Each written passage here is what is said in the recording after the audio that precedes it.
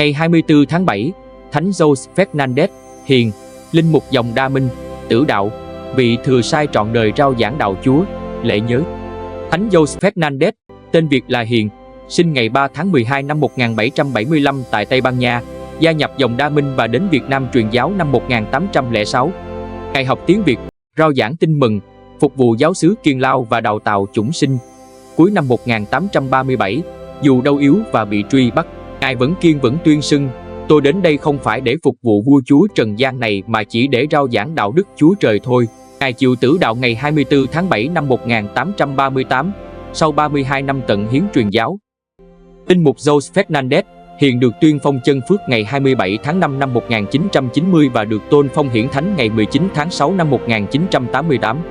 Ban truyền thông giáo phận Mỹ Tho thực hiện chương trình này.